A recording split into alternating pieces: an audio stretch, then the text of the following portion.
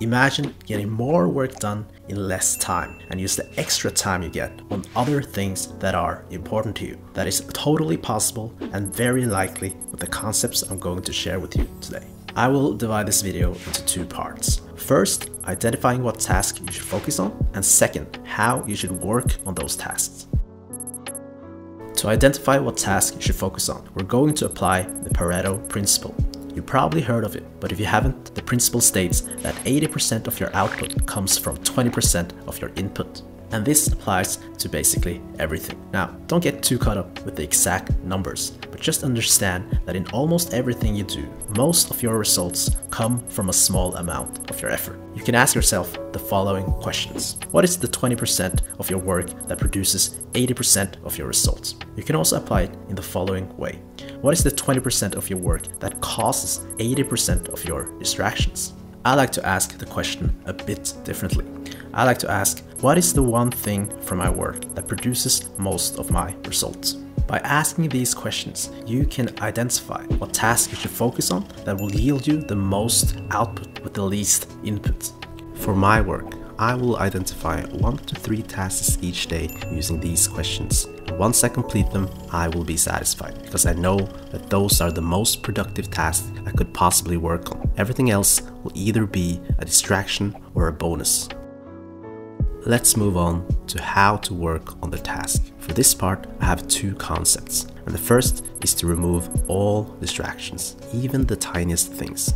What do you need to get your task done? A computer, keyboard, and a mouse? Remove everything else. No phones. If you're distracted by websites, block them or turn off your internet. If you have notifications on your computer, turn them off. If you're distracted by sound, get a noise-canceling headset. Remove all possible distractions such that there is nothing that will sway you away from your work. Be relentless about this. Your mind will try to trick you into saying that it is okay to have your phone close. No, it is not okay. The best scientists and billions of dollars have been invested into the phone to get you to use it and keep you there. Don't be arrogant and think that you can win that game. Put your phone away and don't even play that game. The last concept is batching. Batching is about grouping similar tasks together and completing them in one go. I was surprised about how much this boosted my productivity. The reason this is so effective is because every task switch involves a refocus time, and every task also involves momentum. What I mean by this is that every time you switch a task, you will lose some time by ending that task, and you will also lose the time it takes to start up a new task. Not only are there physical factors that make you lose time, but also mentally. Your mind needs time to refocus, and your mind also gets into a momentum after a certain time of doing one thing. So when you switch, you kill the momentum. By bundling similar tasks together, you minimize the time lost by switching tasks and maximize the time saved by taking advantage of the momentum that you built up.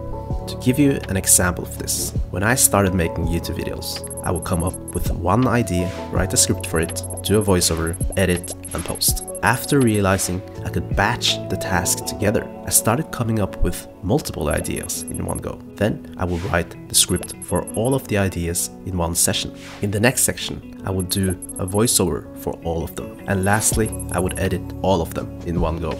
Because of this, I was able to make a lot more videos in a much shorter time. By minimizing the task switch and maximizing the momentum, my productivity in making YouTube videos increased massively.